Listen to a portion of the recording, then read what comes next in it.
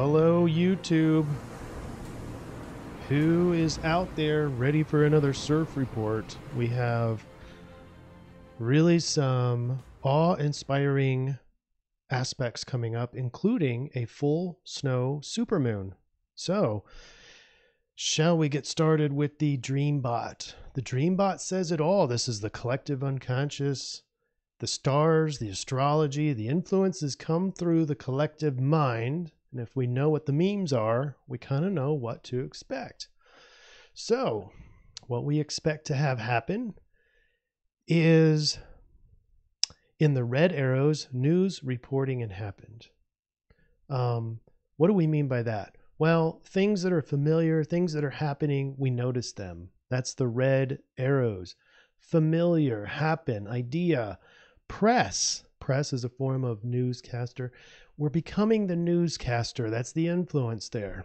Okay, that's going to be pay special attention on Tuesday with the full moon, especially. And just wait until you see all these other aspects. The blue arrow is procreation of all things. Now we have baby, we have date. You go on a date, hot, mix, bedroom,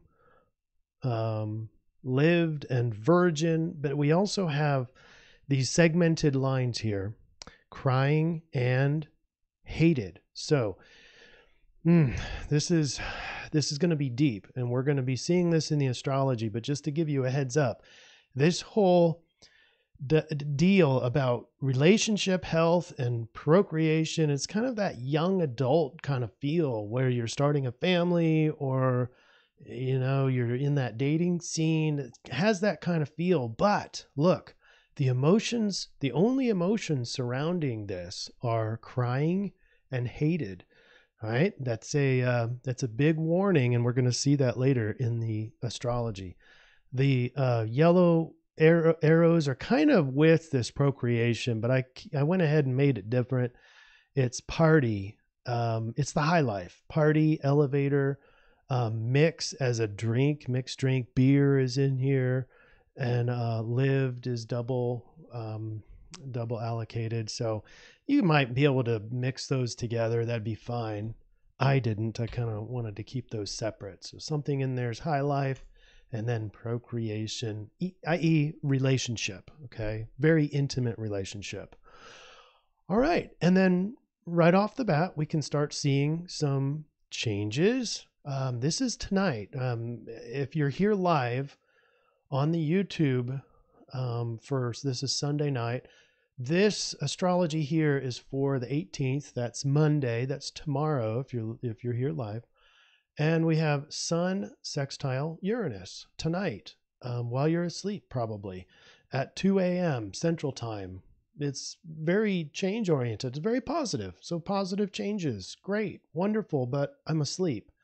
And will that influence still be here by the next day? I think what you're going to see is if there is some changes here, they might have to do with Venus and Saturn going conjunct just before you wake up for most people, 4:51 a.m. Central Time. And this one's a bit tricky. This one, you're feeling more isolated, sad, sensation of aloneness, cold. Relationships get tested. Any new relationships in this type of aspect are probably not going to be based off of intimacy and bonding, but rather more like practicality. Money. Venus also represents money in some cases. And maybe there's a money scarcity, or maybe there's a should.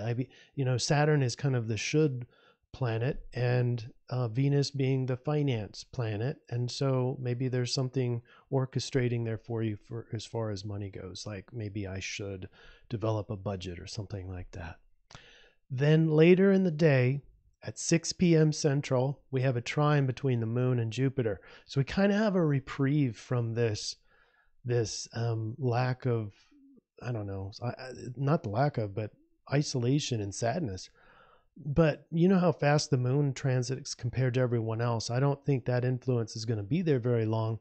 So around early evening time frame, you might get a little reprieve, but I think we're going to be feeling this for, quite some time, longer than most of these others that I've just noted. All right, let's go into Tuesday, and Tuesday is bombastic. I mean, the 19th, we've got a full moon. It's more than just a full moon, supermoon. It's closer than its normal orbit to Earth, so it's going to be a bigger moon. It's going to be a brighter moon for those of you who's seeing the moon at 10:35 or 10:53 a.m. Eastern, so 9:53 in Central. But with this, the moon basically is opposing the sun, and they're both on the cusp. They're like right on the cusp in tropical between Pisces and Aquarius. Sun just coming out of Aquarius, technically in Pisces. You guys know how I feel about, talking about influences when they're that close to the cusp. These 30-degree zodiac signs, in my opinion, are very inaccurate because they're arbitrarily created. So anyway, but we still do have this aspect, sun opposed moon, and it's a full moon, and it's a supermoon. It's a snow moon, named after just because most of February is under snow. And it's, kind of extra strong because the moon is closer to the earth.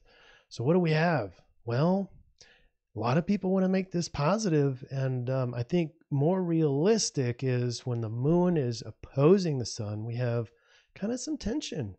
We have confrontation. We have crises. This feels like it's draining our energy. You have this sucking motion from the moon, and so our intentions really do matter. You might feel being nitpicked by the external pressures in your life.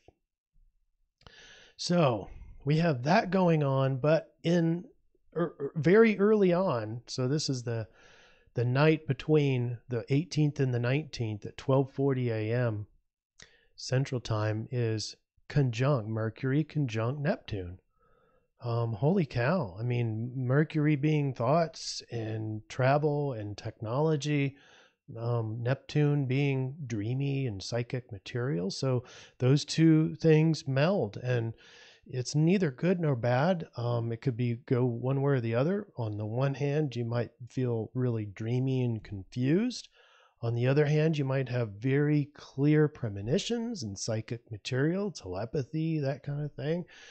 What is the determinator? Well, a lot of this is determined where this falls in your chart, but also your intention. Your intention does matter, just like I talked about in the full moon. Full moon, by the way, I'm expecting more people to be admitted into psychiatric hospitals. I'm predicting more crimes to be had during this time. People tend to go crazy, and this is this tense and confrontational energy between the moon and the sun on the opposite sides of the sky. All right, so how do we orchestrate this? So now we get into the solution. And with all these are really big influences, okay? And by the way, that Venus and Saturn probably still going to be felt on the 19th, and it's in Capricorn. And what I didn't mention is, because it's in Capricorn, you kind of have this goal orientation. And so if you're feeling isolated and separated, what are you going to do? You're going to probably self-soothe. So you're going to be pleasure seeking throughout that time. Pleasure seeking, what does that sound like? Well, let's go back to the Dreambot, and we have, high life and procreation and romance.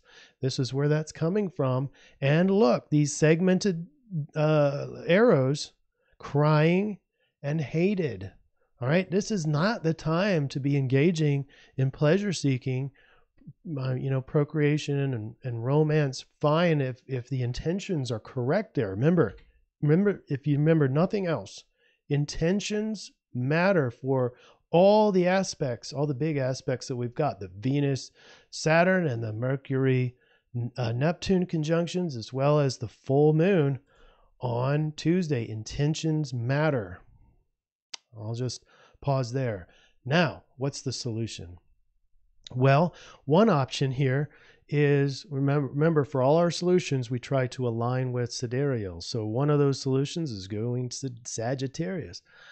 I don't recommend Sagittarius in this case. Why? Because impulsive. It's really just exacerbating the tendencies from the Venus Saturn conjunction, which is to go self-soothe by pleasure seeking. And I'm not advising that one. Plus, there's a lot happening over here that I think we should be paying much attention to. This conjunction is probably going to be a lot bigger than most people are going to realize, mainly because, you know, Neptune is so subconscious and deep in the subconscious, but far away. So we're more of those subtle planets, and you're going to subtly be eating your intentions. You're either going to be dreamy and confused or have very accurate perceptions of occult matter and spiritual topics. Okay. So clean up your intentions. And I'm recommending then to align with Aquarius. You've got the sun. So beaming your intention with the Aquarian, your Aquarian intention. And so let's look at the slides. This will really help. This is just for Monday, just a recap. It's kind of a Venus flytrap. And instead of fly, let's replace it with Saturn, Venus Saturn trap. And, you know, are you going to fall into that trap of pleasure seeking? Okay, then you got the full supermoon. And basically, we're becoming our own newscaster. Now, how does this work? Aquarius is the observer. Plain and simple. They're not so embedded in the game where they can kind of sit back and kind of watch. Well, this time we're watching yourself. Become the observer of yourself throughout all these different aspects and write them down. Write what you notice. And there is no good or bad. It's the level at which you're being aware is the good or bad. Are you very aware of yourself and your emotions and your thoughts? And do you have nice intentions? So here's the sum up slide. This is going to be on Intervention tomorrow, Monday. Do assertively become the unapologetic observer of thyself. And don't be cold, emotionally closed off, and disconnected. That's very important. That includes the intentions in there. You're going to notice as you observe yourself what your intentions are if you're very good at that. Now, what do you do with that material? Well, write it down as the newscaster first. Okay, so I didn't go full circle. Why newscaster? Well, because of the dream bot. That's the only reason I did that. We're missing the news reporting, definitely kind of a newscaster kind of feel with the red arrows. So we're bringing that home with the Aquarius on Monday and Tuesday. That's my recommendation.